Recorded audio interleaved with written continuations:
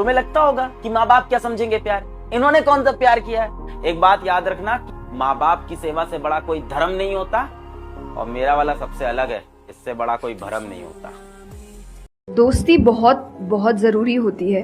तो सबसे पहली क्वालिटी यही है कि हम जो सिर्फ सैटरडे संडे जिन दोस्तों से पार्टी करने के लिए मिल रहे हैं वो आपके दोस्त नहीं होते हैं।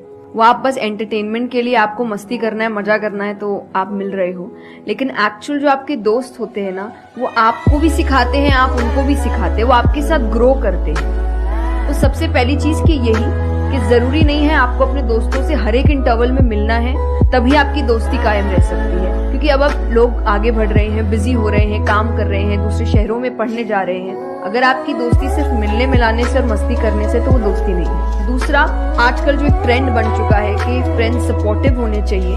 तो सपोर्टिव का मतलब ये नहीं कि तुम गलत भी करो, तो जो कर्ण और दुर्योधन की दोस्ती थी कि नहीं भाई पाप भी कर, मार, गलत कर, मैं तो साथ खड़ा हूँ, ये दोस्त नहीं होते। तीसरा जो मैं सबसे अच्छा कहती हूँ कि आपकी और उनकी मेंटालिटी मैच होनी चाहिए। आपको ये समझना है कि अगर मेंटालिटी एक नहीं होगी तो भले ही आप अपने पेरेंट्स को कितना ही कह ले कि हम कुछ नहीं करेंगे, अरे हम तो सिर्फ घूम रहे हैं, अरे हम वैसा कुछ नहीं करेंगे, करोगे एक ना एक दिन जरूर करोगे, क्योंकि ये ह्यूमन नेचर है। आप जिसके साथ ज्यादा समय बिताते हो धीरे धीरे उसकी क्वालिटीज कुछ आपके अंदर आती है।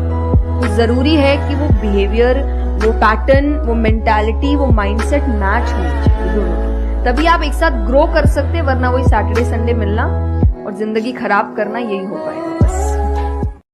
अटल बिहारी वाजपेयी जी ने शायद ये कहा था कि भारत कोई भूमि का टुकड़ा नहीं है, एक जीता जागता राष्ट्र पुरुष है। अटल जी ने कहा था कि ये वंदन की धरती है, अभिनंदन की धरती है, ये अर्पण की भूमि है, ये तर्पण की भूमि है। इसकी नदी नदी हमारे लिए गंगा है, इसका कंकड़ कंकड़ हमारे लिए शंकर है।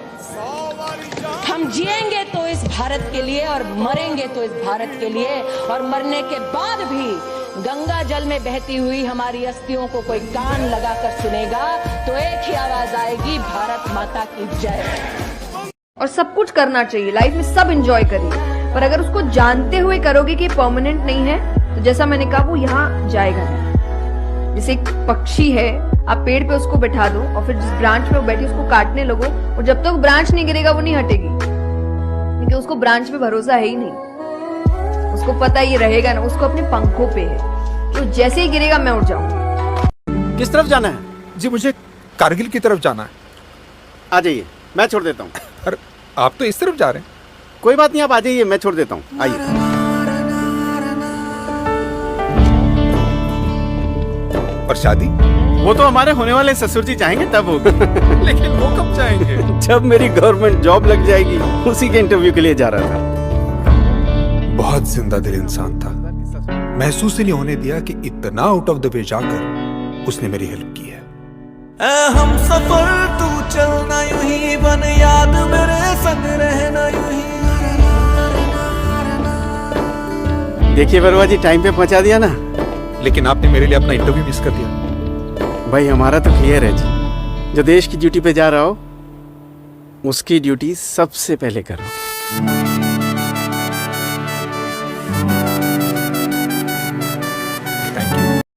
एक पति पत्नी में झगड़ा नहीं होता था कभी भी, तो एक पड़ोसी ने पूछा कि यार कमाल आदमी हो तुम लोग, सबके घरों में इतने बर्तन टूटते हैं, तुम्हारे घर में आज तक झगड़े की आवाज तक नहीं है, कैसे मैनेज करते हो?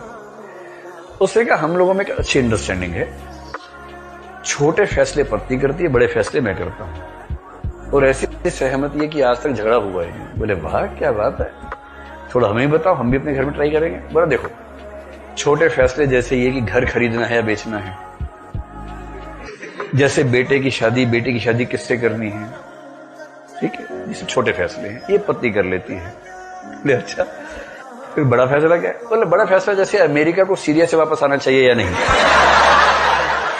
ये मैं कर लेता हूं। ऐसे ही रूस और अमेरिका में संबंध कैसे होने चाहिए, भारत पाकिस्तान पे सर्जिकल स्ट्राइक करे या ना करे, ये सब मैं कर लेता हूं।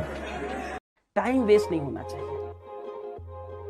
सोते जागते, काम करते, खाना खाते, नहाते, घूमते, स्कूल जाते, वापस आते, गाड़ी में बैठे, सिर्फ एक लक्ष्य, सिलेक्शन।